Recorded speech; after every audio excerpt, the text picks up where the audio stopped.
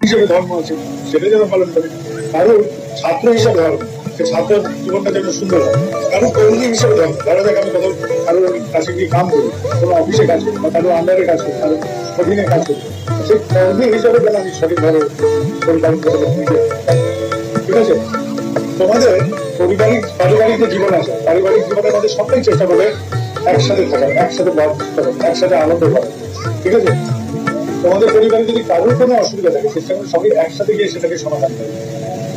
যদি তোমার পরিবারে কেবল নুন আর ভাত খাওয়ার যোগ্যতা থাকে, ওটাই অমৃতের মতন করে খাবে, ভাবে যে এটাই রাজভোগ খাচ্ছে। তোমার পরিবারে যদি মাটি দিয়ে সজ্জা থাকে, তাহলে ওটাকেই পালনকে মনে করে আনন্দ করে থাকবে।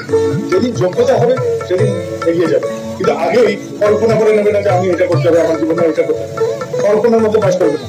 যেটা বাস্তব তোমার জীবনের সাথে, যা তোমার উপার্জনের সাথে, আমার পারিবারিক জীবনের সাথে, পরিবেশের সাথে, সে বাস্তবের মধ্যে থাকবে। কিছুতেই কল্পনার মধ্যে দেবে না, কল্পনা গেলেই মন খারাপ হয়, কিছুতেই কল্পনার মধ্যে দেবে না, মনকে কিছুতেই উঠতে দেবে না। চেষ্টা করবে যেখানে বাস করে, যেই অবস্থায় আছে সেই অবস্থায় কতটা ভালো থাকবে, তাহলে দেখবে যে পরিবারের জীবন ভালো থাকবে, মন ভালো থাকবে, সামাজিক ভাবে তোমরা ভালো থাকবে।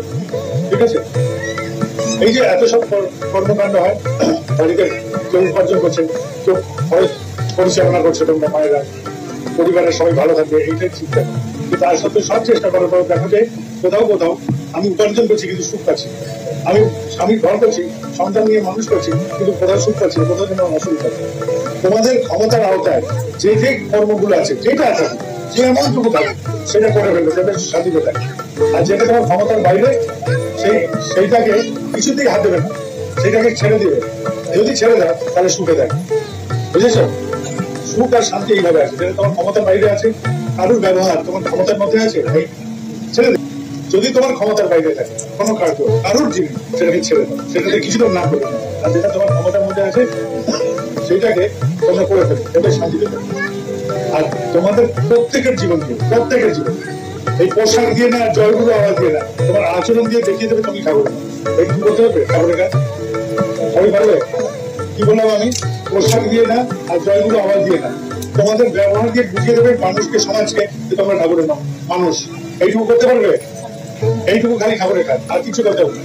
মন্দির বলো, সৎসঙ্গ বলো, সবকিছু হয়ে যাবে, খালি এইটুকু তোমরা করতে পারবে। ঠিক আছে, সবাই ভালো থাকবে। আমি আর চলে যাবো, কোনো সময় এখানে যদি আমার যদি কোনো কিছু রেখে থাকো, খাওয়া দাওয়ার কিছু রেখে থাকো, সব তোমরা ভাগ করে থাকো।